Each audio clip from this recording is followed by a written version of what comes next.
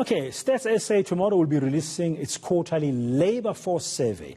This looks at the unemployment figures for the fourth quarter of 2019.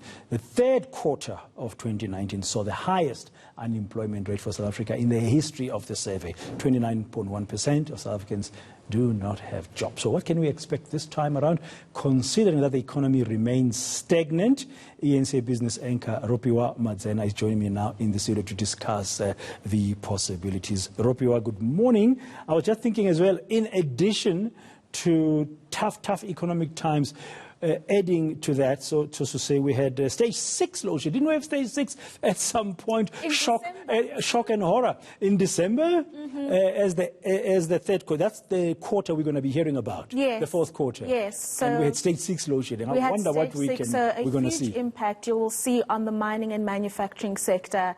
It's inevitable that they've had to cut down on their workforce because they simply cannot afford the high electricity prices, the cutback on production from load shedding, as well as the implications that the US tariffs are having on these two sectors. But I think a positive to look at here, Bradan, for the fourth quarter, it's the festive season. So you find that a lot of retailers and other companies are extending work hours, hiring temporary employees. And so you might see in the services sector and the retail industry a little bit of uptick in the employment. You don't think the load shedding that we had in December might dampen that positive expectation?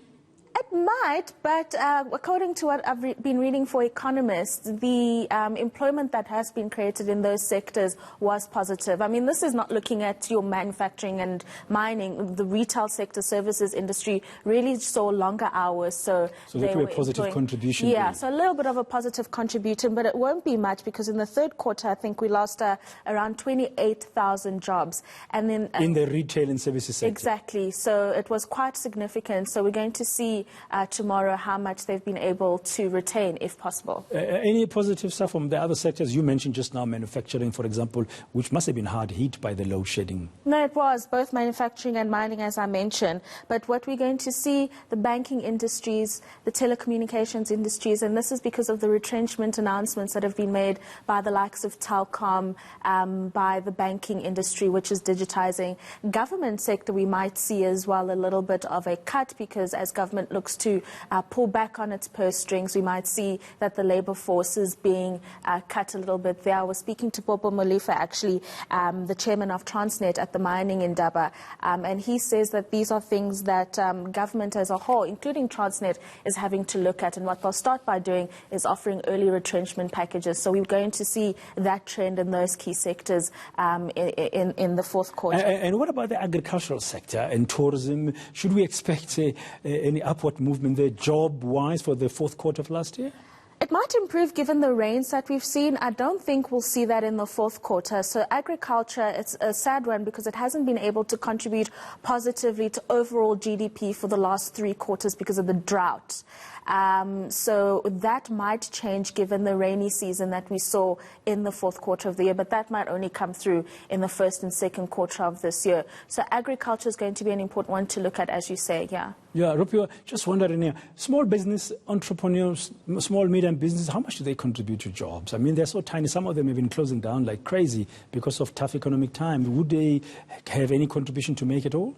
They actually do, Bradan. So entrepreneurs or small businesses make up almost 90% of the job market in South Africa currently. The big businesses are not coping, and then you're seeing a little bit of this mushrooming of small to medium enterprises. There are big job creators, but as you say, it's a very tough environment, and unfortunately there's no support from government for small businesses in the country, and then you'll see after 18 to 24 months they are no longer operating. But it's very interesting because, as I say, they make up about 90% of the jobs market in the country, so they should be getting the most support.